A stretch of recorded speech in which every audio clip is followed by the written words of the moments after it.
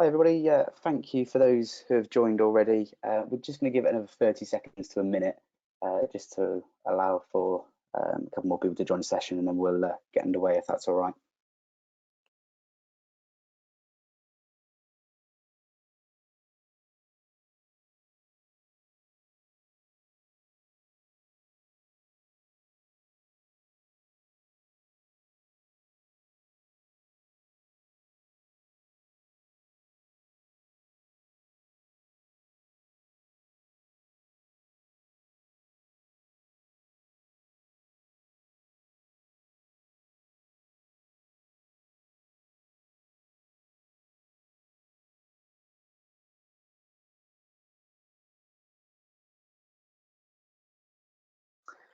So hey everybody, first I'd just like to extend my thanks for all of your time today. My name is Josh Fulford and I have the pleasure of introducing today's webinar, which is all around application security for developers. Personally, I've been very privileged to have been part of this organisation now for around 2.5 years. I'll shortly be handing over to Abhijay, who is a senior consultant here with us at NotSoSecure. He's been in the industry for around about 10 years or so now, so he really truly is a subject matter expert. As always, if you have any questions at all at any point, please feel free to send them in and we'll be really happy to answer them, certainly at the end of the webinar when we've got an interactive Q&A session. So just before I hand over, I just wanted to spend a little bit of time running you through what we do and why it can positively affect you, I guess both from an individual but also a corporate company level as well. So NotSoSecure is an ethical pen testing and training provider, or as you can see on the previous slide, put simply, we hack and we teach. We were actually also acquired by our parent company, Claranet, a couple of years ago, and in conjunction with the logo on the previous slide, we actually operate under the Claranet Cyber Security banner.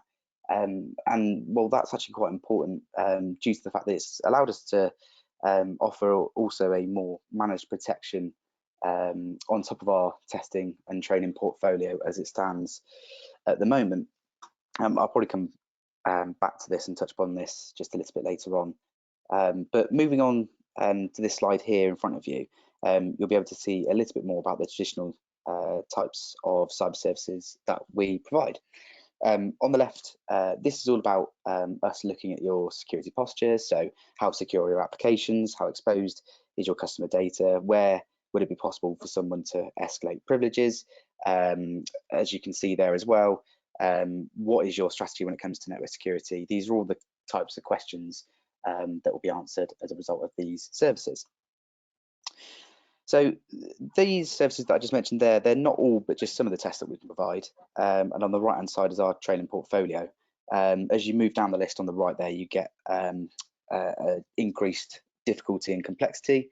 And in sort of alignment to the webinar today, you can see the application for developers will sit nicely down there on the defensive side.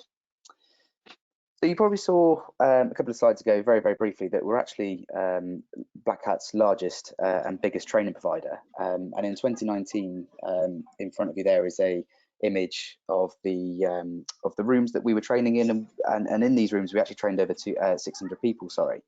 Hopefully a little bit later on we can get back to these kind of numbers when we hopefully go to Vegas once again in August later on this year. So instead I'd touch a little bit on the protection side. We also offer security as a managed service for you as well. And well, what is that? Well, we simply just become an extension of your cybersecurity team. A couple of slides ago, you would have seen that some of these services are CST, so continuous security testing, managed detection and response, and also endpoint detection. And actually, these all allow you to review your real-time threats, but also mitigate them before it's too late, which will inevitably save you some money in some form. So finally, to conclude, just ever so quickly before I hand over, why us? Well, we just want to help you on your cybersecurity journey. It's actually with this a lot of free consultancy that we offer just to help you. We can offer all sorts of types of free services, such as free attack surface appraisal from an external perspective, and also just to add with that, our trainers are actually our pen testers. So, you know, let the real world pen testers help teach you understand how to become sort of more aligned to real world threats and how a hacker might think. With this, again, probably most importantly, we teach individuals, we bridge the cybersecurity gap by showing organizations and individuals how to become more compliant and secure. Probably today's biggest threat to an organization is actually the people. Through social engineering, why would you want to spend hours trying to gain access, when you can just pretend to be someone by saying the right things at the right time?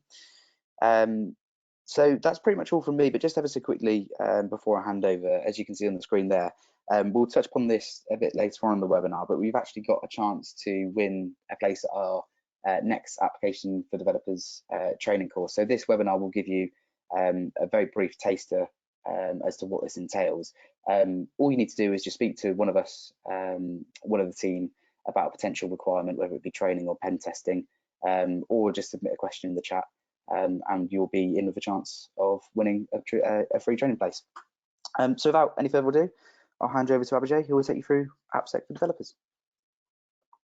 Thank you so much, Joshua. Thank you so much for the introduction.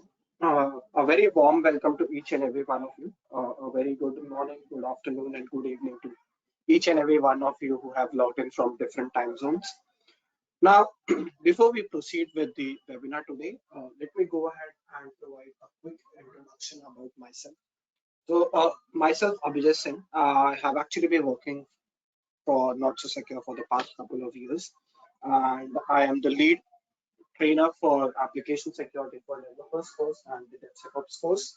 My overall experience is around 10 years pertaining to the field of information security, majorly into the area of application security, network, and vulnerability assessments.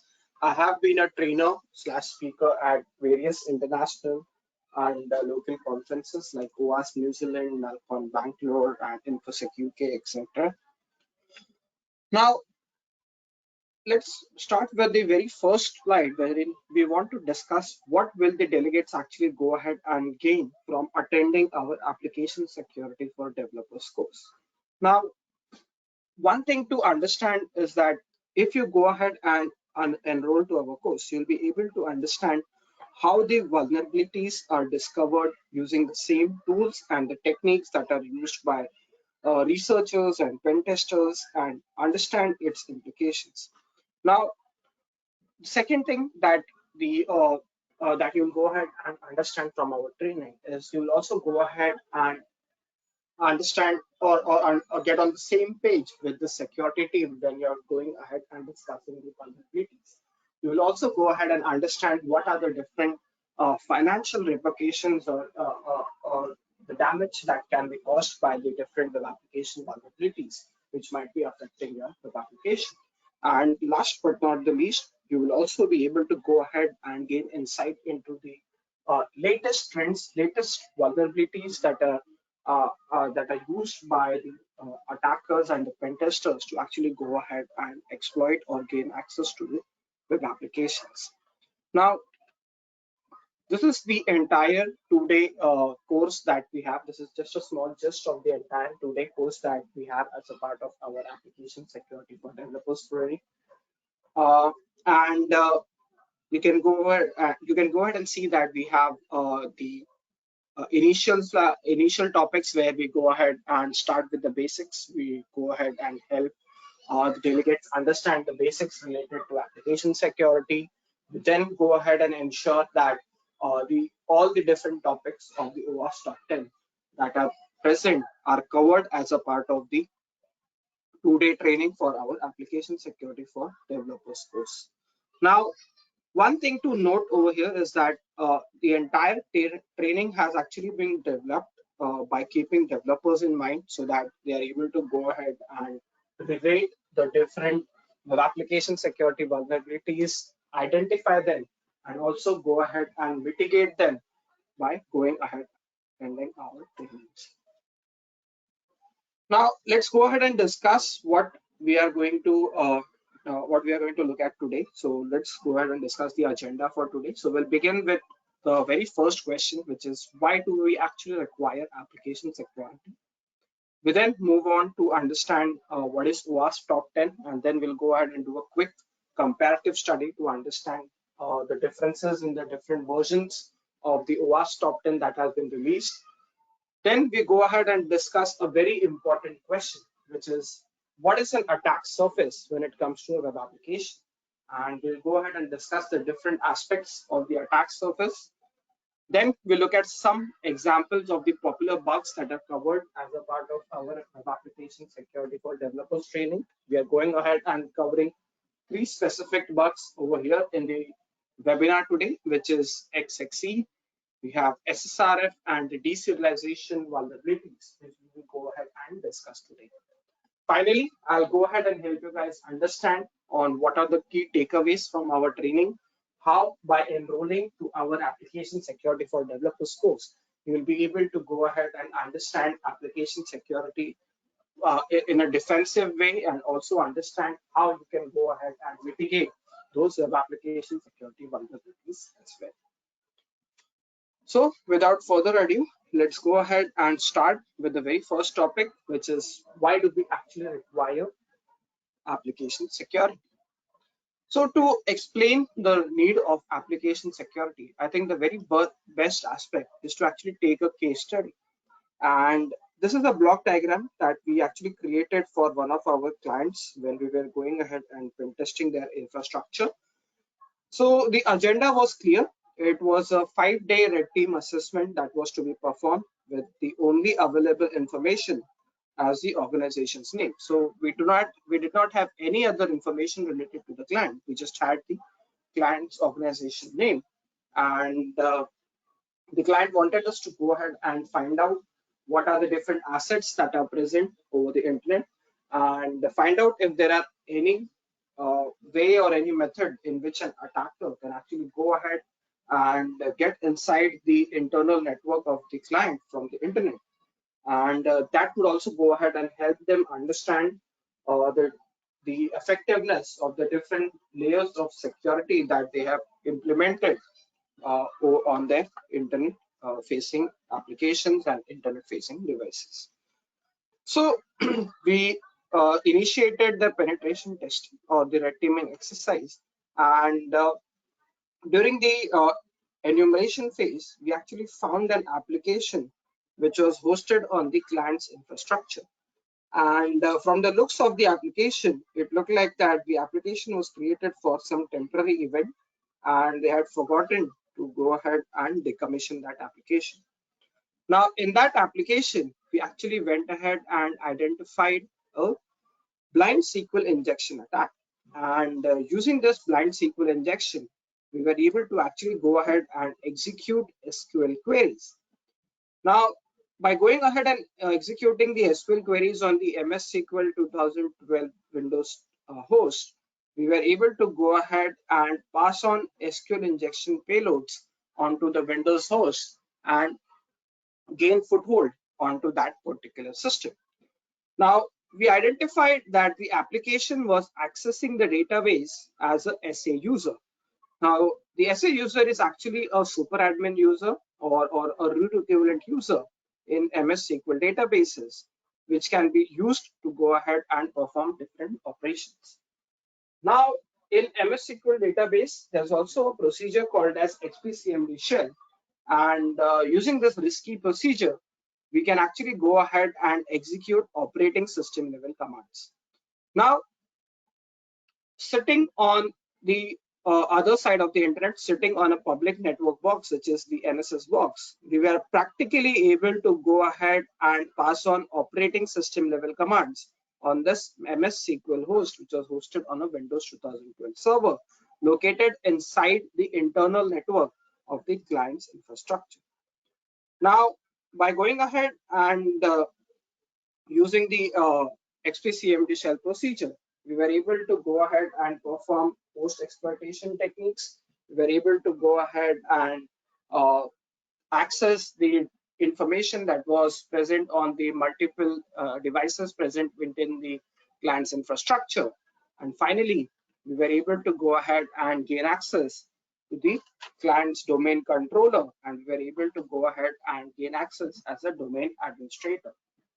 So to summarize the entire assignment, using a single SQL injection, we were able to go ahead and identify a couple of misconfigurations. And using these misconfigurations, we were able to go ahead and gain access or gain domain access to that internal system or to that internal infrastructure. So the weakness identified in this entire case study was SQL injection using the SA user, which is the root equivalent user, and not following the least privilege access control mechanism, using passwords, using the same password on different systems.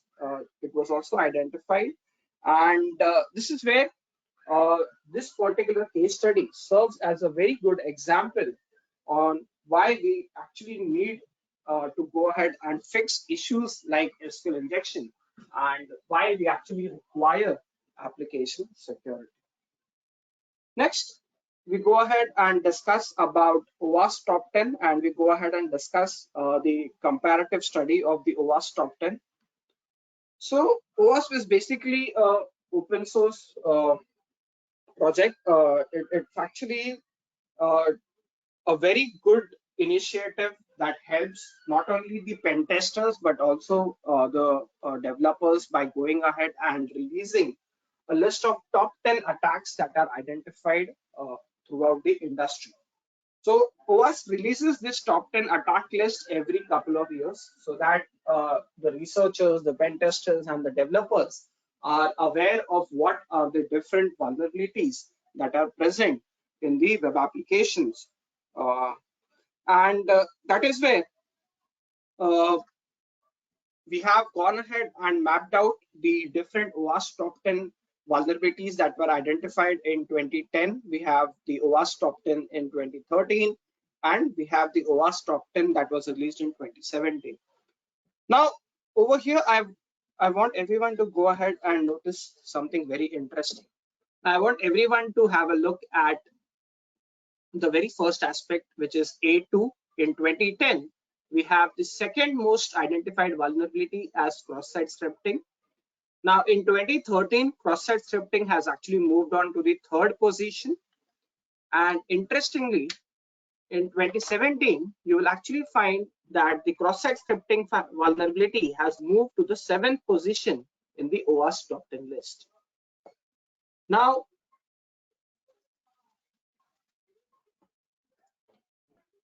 let's go back again to the top 10 list of 2010 and let's observe cross-site request forgery. So if you go ahead and see cross-site request forgery, it's the 5th most identified vulnerability in 2010. And in 2013, it has actually moved to the 8th position. And in 2017, you will actually find that cross-site request forgery is not even the part of the OWASP top 10 list. Now, why is this, or what is the reason behind this fall in numbers for both of these vulnerabilities? So I will come back to that question in a while, in a minute. And one more thing I want everyone to observe over here is the first or the topmost attack, which is the injection attack. So in 2010, injection attacks were the topmost. In 2013, we still have injection attacks. And surprisingly enough, in 2017 as well, we have injection rated as the topmost vulnerability. Now, the reason why injection attack is still rated as the topmost vulnerability by OWASP is because there might be a case, or there might be cases where the number of issues or the number of vulnerabilities identified related to injection attacks might have gone ahead and got lowered, or they might be identified in a lesser numbers. But the impact of injection attack is such that even if a single parameter within your web application, if it is vulnerable to an injection attack, it might actually go ahead and lead to the compromise of the entire web application. And that is where the risk of having an injection attack is why OWASP still goes ahead and rates this as one of the most lethal vulnerabilities that are present in the web applications. Now, let's go ahead and discuss about the cross-site scripting and the cross-site request forgery and understand why the numbers are reducing. So there are two reasons behind the reduction in the numbers. The very first reason being, today there are a lot of frameworks that actually go ahead and provide inbuilt functions and libraries to go ahead and prevent the cross-site scripting attacks by going ahead and using techniques such as output encoding and by going ahead and doing the same for CSRF as well. So for CSRF today, the frameworks actually provide you ready-made libraries and ready-made functions using which you can go ahead and generate random cross-site request forgery tokens, which can act as a prevention mechanism for cross-site request forgery attacks. The second reason for the reduction in numbers is that the browsers today are going ahead and getting much smarter. And there are different ways, or there are different aspects like the HTTP security headers, right? An example such as the HSTS header or the XXX protection header. By going ahead and adding these client-side headers, the browsers are able to go ahead and reduce the impact or the severity of the vulnerabilities like cross-site scripting and cross-site request forgery.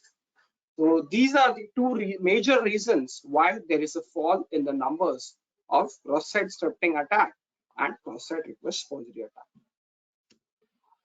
Now let's go ahead and discuss about what is the exact attack surface when it comes to a web application. So to understand the attack surface, it is very important to understand the different components of the HTTP request. So this is where we can actually go ahead and see the different aspects of an HTTP request. Let me go ahead and help you understand these one by one. So the very first thing that we see over here is the method. Now, if you see, method specifies how the resource is going to be accessed. Method can sometimes be also called as verbs, and there are basically 7 different methods or verbs that are present using which you can go ahead and fetch that resource. Now over here you can see that the method is mentioned as post. The other options are get, put, delete, prop find, trace, etc. You can use these methods depending on the requirements. Next, we have the resource. Now the resource will actually go ahead and specify where our particular data or where our application is present. Next, we have the host that specifies the domain of that particular website or where our resource is actually located, which is a sample of web security. Next, we have the user agent. Now, the user agent is actually used to go ahead and provide details related to the client who is going ahead and accessing the resource. After that, we have the very important header, which is the cookie header. Now, this is a very simple key value pair that is present, which is used to actually go ahead and identify the users uniquely who are going ahead and logging in or accessing our website, thereby going ahead and maintaining their state. Finally, we have the post data or the user supply data that is present. Now, majority of the feedback that we actually go ahead and receive from the different pen tests that we do or from the different trainings that we do, the developers or the application owners, they actually feel that the only point or the only location where the attackers can actually go ahead and manipulate the request or make changes is the post data or the user supply data. So everyone feels that the post data that is being sent from the client to the server, this is the only particular location where an attacker can actually go ahead and make changes. To be true, it is absolutely not. It is absolutely wrong, because when it comes to a web application security, the entire HTTP request is considered as the attack surface. Now, let me go ahead and give you an example on why we say that the entire HTTP request is to be considered as an attack surface. Now, very recently, we were actually going ahead and performing a pen test of a web application. And this web application was actually a reporting tool that was used by the client. Now, in this reporting tool, we actually found that the application was accepting user supplied input, and any malicious payload could actually be provided in the host field of that particular HTTP request. By going ahead and manipulating the host field, we were able to actually go ahead and identify a SQL injection attack, thereby going ahead and gaining access to sensitive information. Similarly, we also identified SQL injection attack in an analytical application where the user agent was actually going ahead and getting stored into the database. And by sending out the payloads, we were able to actually go ahead and gain access to the internal database by going ahead and exploiting the SQL injection attack. So that is where it is considered, or it is said that whenever you discuss web application, whenever you discuss the attack surface of a web application, always understand that entire HTTP request, be it the referrer, the cookie, the methods, the body parameters, or the URL, an attack can actually go ahead and originate from any of these places, and hence you need to go ahead and ensure that you are going ahead and performing a validation on all the different user supplied input that is coming from the client.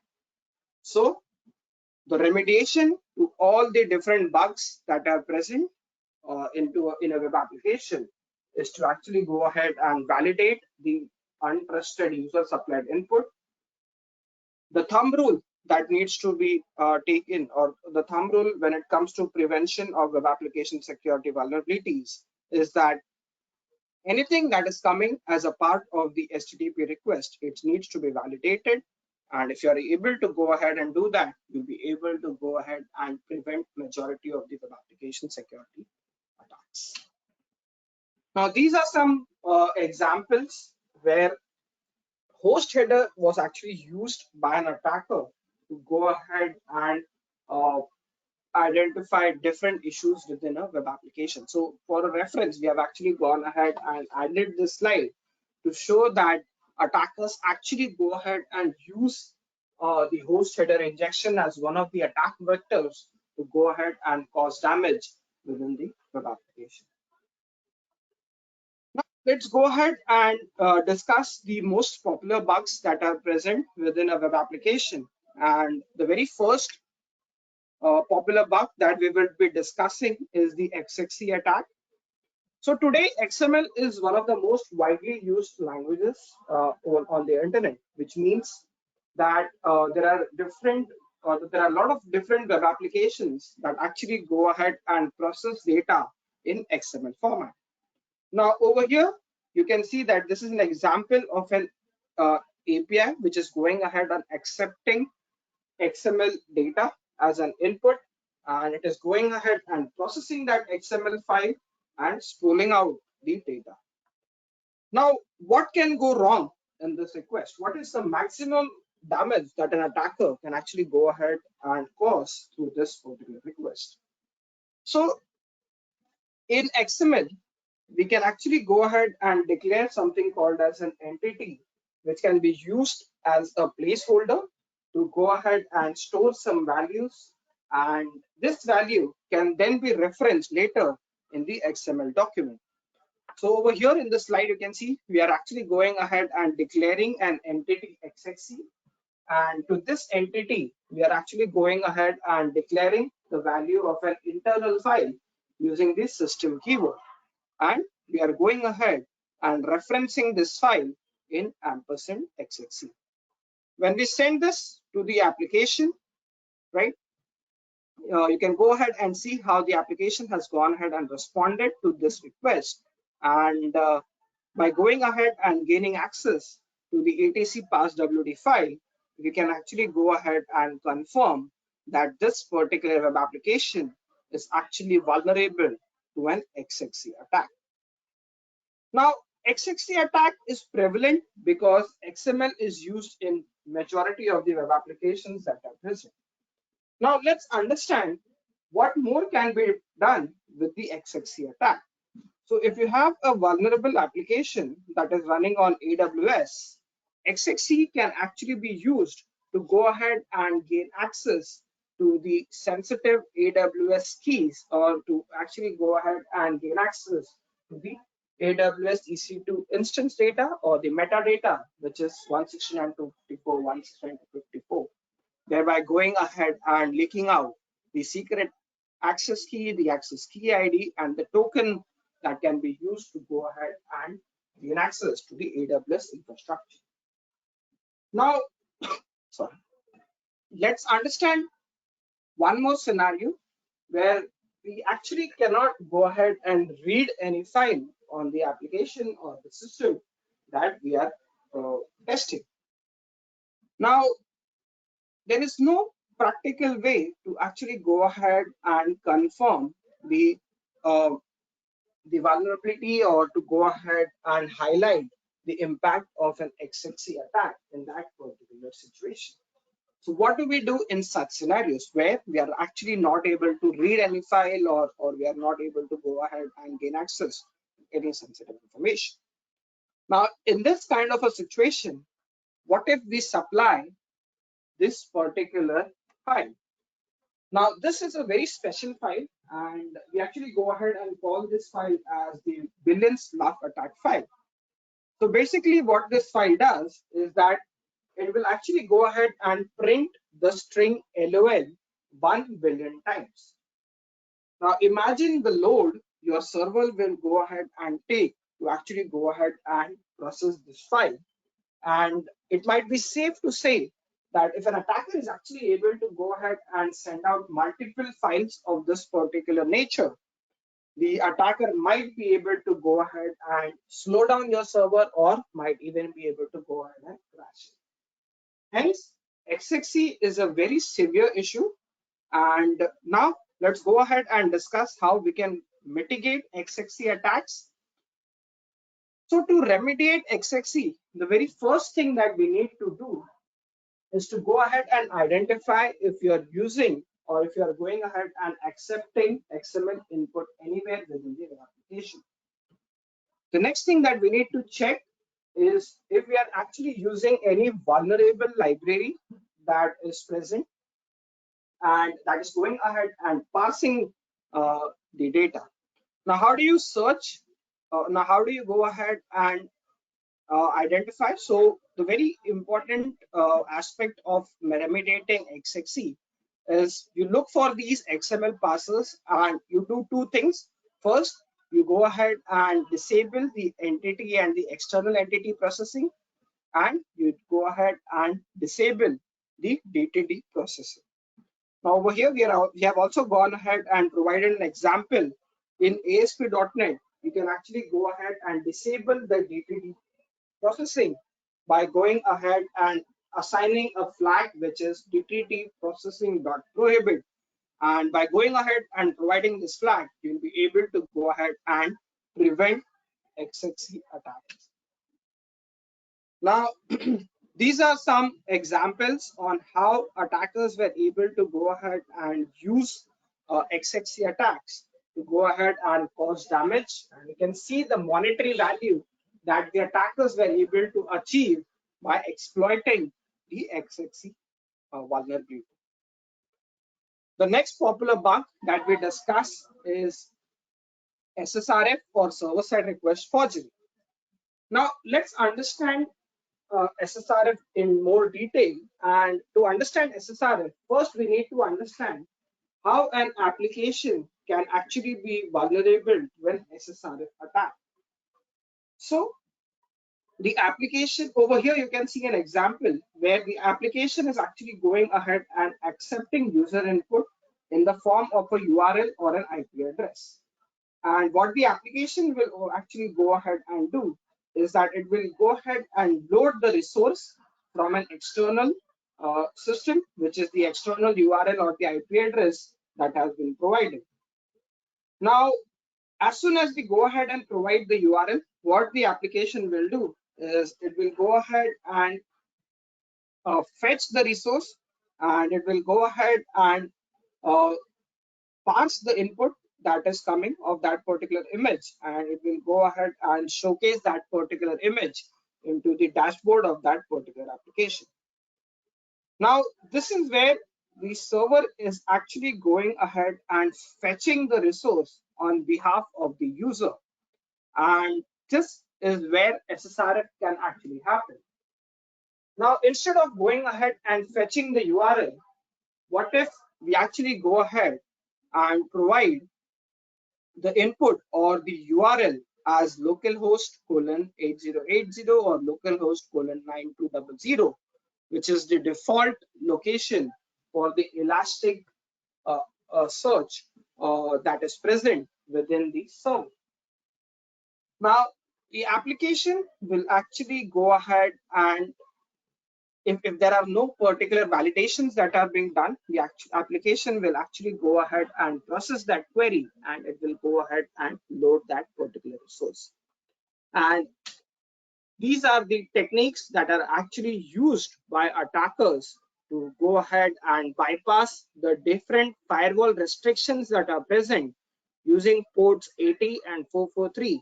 They're actually able to go ahead and get inside the internal network of that particular server, and they are able to go ahead and identify sensitive services such as the Elasticsearch service or the Kibana service that is present by going ahead and tricking the application into going ahead and fetching the internal resources by manipulating the URL or the IP address such as localhost 9200. Now, not just the web applications that are hosted internally, but SSRF is also applicable on AWS, where attackers can go ahead and use SSRF to go ahead and fetch the AWS metadata credentials using the metadata API of 169.254, 169.254. And by going ahead and manipulating this input, we can go ahead and use the AWS metadata API to fetch the access key, the secret access key, and the token to go ahead and perform the compromise. So how do we mitigate SSRF issues? So mitigation of SSRF is very simple. First, you need to go ahead and whitelist the domains from where you actually need to go ahead and download a particular resource that is present externally. Next, you can use techniques that are provided by AWS, which is the IMDS version 2 or the Instance Metadata Service version 2. By going ahead and using these techniques, you can actually go ahead and add dependencies using which you can go ahead and fetch the metadata, thereby preventing an attacker from going ahead and gaining access to sensitive information. You can also use response filtering as a mechanism to go ahead and understand what type of a data is expected and what data is being fetched from the server. Now, this is an example of the monetary value that was awarded to the researchers for going ahead and identifying the XXE or after identifying the SSRF attack. All right, so now we move on to the last popular bug, which is the deserialization or the serialization attacks. So deserialization issues are very interesting issues because it basically deals in the way the data is being communicated. So if we take an example, today, if there are two systems who want to go ahead and communicate with each other, and let's say if we have a system A and a system B with whom the communication needs to happen between both of these systems, what are the different ways in which they can actually go ahead and communicate? So they can actually go ahead and communicate first using a normal text or a JSON or an XML format. And the second way is where they can actually go ahead and send data through a serialized communication. So what exactly happens in a serialized communication is that over here you can see an example of an serialized data in Java. And you can see in case of Java, there is a car object that we want to send from system A to system B. And all we need to do is package the car object, encode it maybe in base 64, and send it over the network at the receiving system B. The system B will simply go ahead and take the serialized string and pass it on to the read object function and execute the car object on the serialized string and create the object of that in the memory itself. Now, why is this technique preferred? So if you want to go ahead and send the details of the car object in JSON or XML, then system B will actually have to go ahead and parse that particular XML or JSON file, and then they'll have to convert it into the object of type car and then start using it. But in case of serialization, the system B only needs to go ahead and read or only needs to go ahead and convert the serialized string, and by going ahead and passing the serialized string through the read object function, it can go ahead and process it, thereby going ahead and making it a much faster approach. But this is the tricky part. We always know that with functionality there comes some or the other security issue that is present, and this is an example of a sample serialized string that you can go ahead and see where that we have highlighted. And the best way to identify a serialized string in Java is identifying the first three characters, which is RO0. Now, the problem with the serialized string that we see over here is that when it reaches the read object function, by default, there is no way the receiving object can go ahead and identify which class or object needs to be deserialized. So the attacker can actually go ahead and modify the input and send out malicious payloads to go ahead and perform remote code execution. And for such cases, you can actually go ahead and use tools like NotSoSecure, which is an open source tool, which you can go ahead and use to go ahead and create malicious payloads in a serialized format, using which you can go ahead and generate the object into a series of different gadgets that can be used to reach the java.lang.runtime function, which can be used to go ahead and perform the remote code execution. Now, this is an example of deserialization or serialization attack identified in JBoss in 2017. And it was identified that even JBoss was vulnerable to going ahead and providing or going ahead and passing user supplied input directly through the read object function. Now, how do we remediate deserialization issues? So, mitigating deserialization issues is not easy because, as we discussed earlier, serialization and deserialization is actually a way of communication, which means if you have to modify anything, if you want to mitigate a deserialization issue, you might have to make changes in the way the application is communicated. And that might, in cases, actually require an architecture overhaul. Apart from that, what you can do is never provide user controlled data directly to deserialized or unserialized functions like a read object, and always prefer JSON instead of serialization options because it is a much safer option that is present. And you can always go ahead and whitelist the classes that you want to deserialize. There are also automated solutions that are present, such as the Katega NotSoSecure firewall that is present that you can use as a mitigation mechanism. Now, these are some popular deserialization bugs that were identified, and if you can go ahead and see that majority of the applications that are present, like so we have JBoss, Jenkins, Semantic Endpoint Protections, Oracle WebLogic, SAP NetWeaver. All these big applications are actually have been identified to be vulnerable to deserialization attack, some or the other. So what is the takeaway? So the takeaway is to go ahead and, so if you go ahead and enroll to our application security for developers course, at the end of the training, at the end of the 2-day class, you'll be actually able to go ahead and identify web application vulnerabilities, right? And the whole idea behind the application security for developers course is to actually go ahead and weed out the application security vulnerabilities. And for that, developer education is one of the key aspects, because developers are mostly focused on functionality today, and they are not aware of the different requirements related to security. Second, you can actually go ahead and see that today there are people, or there are researchers that actually go ahead and use checklists, right?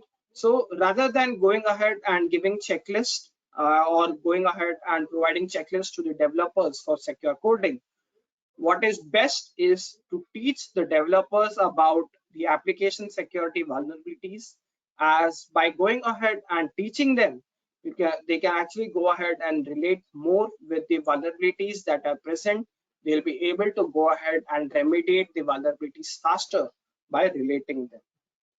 Next, by going ahead and providing trainings to the developers, you'll be able to go ahead and help the developers understand the impact and the severity of the issues, and this will go ahead and help in raising the awareness related to the secure coding practices as well. Next, it is recommended that you utilize different frameworks and libraries that are secure by default, and these examples of secure frameworks and libraries are provided in our application security for developers training. Now, one key thing that we want to ensure is that it is always recommended that you go ahead and provide your developers with opportunities to upskill themselves by going ahead and providing trainings and different ways, because the attackers today, they actually do not rest. They actually go ahead and try to target your web applications without any breaks, without any vacations. And that is where upskilling is one of the most important aspects in going ahead and preventing web application security vulnerabilities. Now, this is just right. So throughout the different topics that we have in our course, we have only covered 4 different topics, which is the application security basics. We have covered the SSRF, the XXE, and the deserialization vulnerabilities in a brief or in a very small gist, right? Many things to go ahead and note about course. The very first thing that I would like to throw light on is this is more of a language or a platform agnostic course, right? So we have seen from our previous experiences that the developers were actually able to relate to vulnerabilities much better when they see things in action. And why we say that this is a platform agnostic course is because an SQL injection will remain the same, whether it is in PHP, Java, .NET, or Ruby. The developer must actually know how to identify SQL injection in the code, and that is what we teach. Next, that being said, we've actually included different code snippets from various languages in our course, and that is what we have highlighted in red, which is the CTF, right? So towards the end of our day 2 of our course, developers will play a CTF, wherein the challenge is to actually identify a list of 18 different vulnerable codes, which are real world examples of CVEs that are present.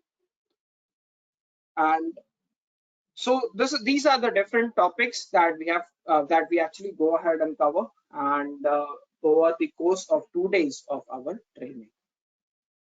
Now, this is a small introduction to our second course as well, which is the DevSecOps course. So the difference between our application security for developers course and the DevSecOps course is that in the DevSecOps course, we actually go ahead and help people understand automation, around application security, how you can actually go ahead and integrate security in your CI/CD platform by integrating different tools. Our entire lab of the DevSecOps is actually based on open source. All the components, all the tools that we are using is open source, and that is where we have different topics like continuous integration, continuous delivery, infrastructure as code, continuous monitoring. All of these topics, we actually go ahead and integrate the different security solutions in the CI/CD platform to go ahead and lower the risk and by identifying security vulnerabilities at the very initial stages of the development. These are some training dates for your reference. So if you're interested in enrolling to our course, these are some upcoming dates of our trainings that we have, which is in March of 8th and 9th and 14th and 15th of March. And this is the discount code that you can use. And this is our DevSecOps course that we are going ahead and delivering in April that you can go ahead and enroll for as well. We have some upcoming webinars as well, where we'll be going ahead and speaking about advanced web hacking, advanced infrastructure hacking, and DevSecOps. So feel free to go ahead and enroll for these as well. And yeah, so we have already provided you with the discount code that you can use if you attend our any of our trainings. And that concludes the slides for our webinar. Back to you, Ryan. Yeah, perfect. Thank you for that, Abhijay. Just speaking for myself personally, that was the first time I've ever seen that one live myself, so I found it really informative. So I'm hoping everyone else who attended felt the same way. Just quickly, we have had a couple of questions come in. So what I'll... Oh, sorry, go on. I'm sorry, I thought someone was speaking. What just to quickly pick up, we have had a couple of questions come in. So what I'll do, Abhijay, I will hand them over to you if that's okay, and see if you can answer a couple of them. The first question we've had in is, what are the prerequisites required to attend the training? All right, so as I said, the prerequisites to attend our training. So very first is that our training is platform and language agnostic, which means the only thing that you require to attend our training is a willingness to learn. And second, we actually have all the different tools and the different techniques and the different data related to prerequisite. Will actually be providing it to you before the training, so that you are set up and all you need is a system and an internet connection to actually go ahead and enroll or to go ahead and set our training. Thank you for that one. We have had a couple more come in as well. Let me just quickly paste it in here. The first one was, if you have made a very secure app and then left a backdoor for maintain code or set CSP unsafe in line, could all the work used to secure the app just be a waste of time? That left a backdoor for maintain. So actually, these are actually tricky, because when we say how safe is your application, and as I mentioned already, that when it comes to attack surface, right? Attack surface can be anything, right? It can actually be a part of a header or anything that comes. And if you have actually left a backdoor for maintaining a code set, and or if you have a misconfiguration that you have made, it's very easy, because these are the things that the attackers actually go ahead and target. They are looking for such misconfiguration. If they find even one single misconfiguration, they might actually go ahead and use it and try to go ahead and gain access to sensitive information. So the answer to that is yes. Even if you have a very simple misconfiguration that is present, it can actually go ahead and cause massive damage. Perfect. Thank you for that. We have had one last question in. So the final question of the day is there any dependency on programming language related to the training? No, so no, there are no dependencies on programming language. As I said, SQL injection is SQL injection on different languages, be it PHP, .NET, Ruby, or Java. The whole idea is how you can go ahead and identify a skill injection is what we teach in our course. Perfect. Again, thank you for that. So that's all the questions we've had in today. I will just quickly hand back over to Josh, who will just quickly summarise the webinar, and thank you all again. Yeah, I'd just like to echo that. Everybody, thank you ever so much, both Abhijay, Ryan, and all of you listening, for your time this afternoon. I appreciate for a lot of you, it might be very early in the morning. For some of you, it's like myself, it's coming towards the end of the day now. Sorry. So, as I mentioned, I just really want to say a big thank you from all of us. Please feel free to get in touch following this. Many ways to do so. There's the emails, the email addresses that you've seen over the slides. We'll email all attendees a copy of the slides or the recording, so you've got a bit more information, firstly about going over the webinar itself, but also contact information as well. There's the free webinar, the free training course, for you all to attend. So yeah, without any further ado, we'll probably conclude there. But as I mentioned, we're here to help, so please feel free to get in touch, however big or small your question may be. So thank you ever so much again, and hopefully we'll see you on the upcoming webinars we've got coming up. Thank you. Thank you all. See you all later. Bye-bye.